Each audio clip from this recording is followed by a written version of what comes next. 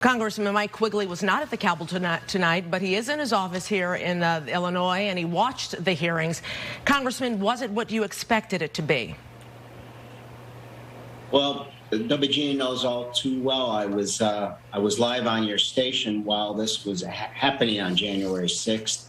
I have to tell you, I hadn't seen that footage before, as well as anybody else, and that was powerful. It's tough.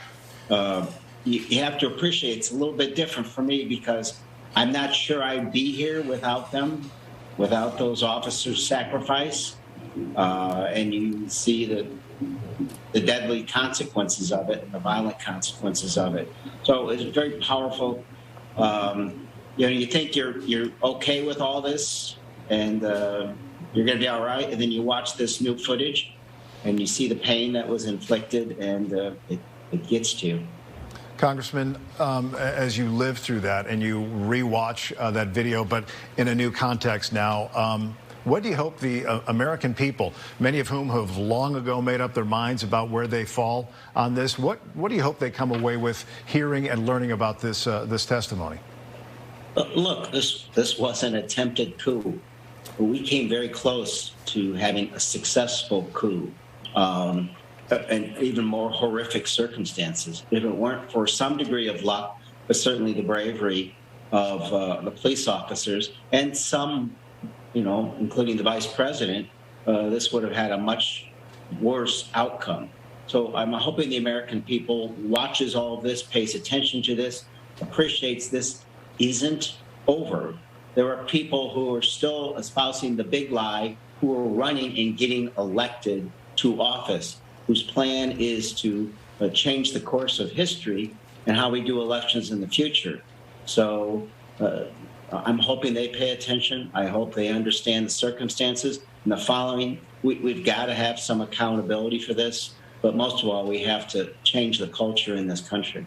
Congressman, some people would say that the panel was talking to the choir, essentially, tonight, because certainly at least one conservative station didn't even carry this. How important is it that there be any kind of breakthrough to those people who stand behind President Trump, will continue to stand behind him? The attacks will begin, if they haven't already, against what we've seen tonight. How do they build their case? And secondly, was Liz Cheney really just speaking to the Department of Justice to try and get them to act, since they really can't do anything in terms of criminal charges?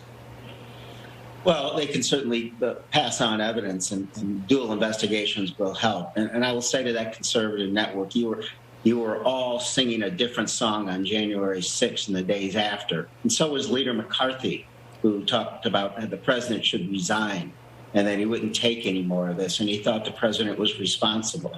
So, absolutely. I mean, they have to take a stand on this. This matters, and I do think that this is just the beginning. They talked of a consciousness. The president knew what he was saying was wrong.